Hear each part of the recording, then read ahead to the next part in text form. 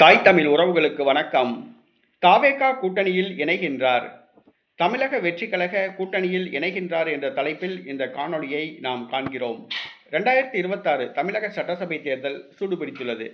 தமிழக வெற்றிக் கழகம் தனித்து போட்டியிடுமா, கூட்டணி அமைக்குமா என்பது கேள்விக்குறியாக உள்ளது. இந்த சூழ்நிலையில் திமுக கூட்டணியில் உள்ள ஒரு முக்கியமான கட்சியான மறுமலர்ச்சி திராவிட முன்னேற்ற கழகம் மதிமுக தமிழக வெற்றிக் கழகத்துடன் இணையப் போவதாக கூறப்படுகிறது.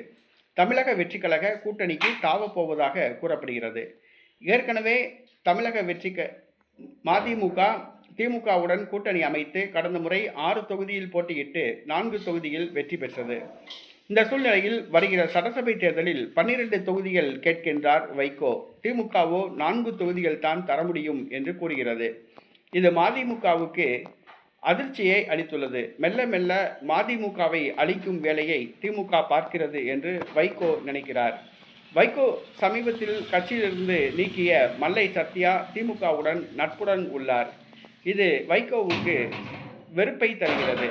ஆகவே மதிமுக திமுக கூட்டணியில் போதுமான இடங்கள், கௌரவமான இடங்கள் கிடைக்காவிட்டால் திமுக கூட்டணியிலிருந்து வெளியேற முடிவு செய்துள்ளது.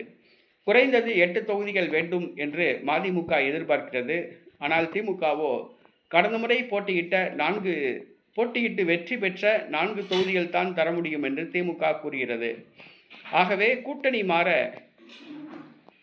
மதிமுக தயாராகி வருகிறது.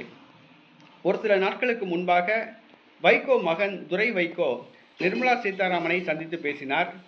அவர் தேசிய ஜனநாயக கூட்டணியுடனும் பேச்சுவார்த்தை நடத்துகிறார் என்று கூறப்பட்டது. தற்பொழுது தமிழக வெற்றிக் கழகத்துடன் பேச்சுவார்த்தை நடத்துவதாக கூறப்படுகிறது. நேற்றைய தினம் வைகோ மகன் துரை வைகோ அவர்கள் நடிகர் விஜயை புகழ்ந்து பேசியுள்ளார். அரசியல் புரிதல் இல்லாத தமிழக இளைஞர்களை நடிகர் விஜய் அரசியல் படுத்துகிறார் என்று விஜயை புகழ்ந்து பேசியுள்ளார்.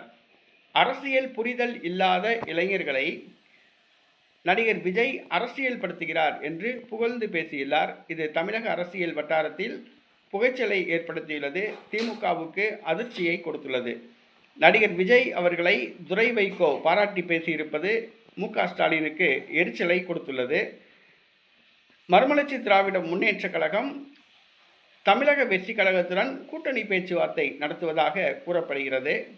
திமுக கூட்டணியில் கௌரவமான இடங்கள் கொடுக்காவிட்டால் திமுக கூட்டணியிலிருந்து மதிமுக வெளியேறி தமிழக வெற்றி கழகத்துடன் கூட்டணி அமைத்து போட்டியிடலாம் என்று எதிர்பார்க்கப்படுகிறது.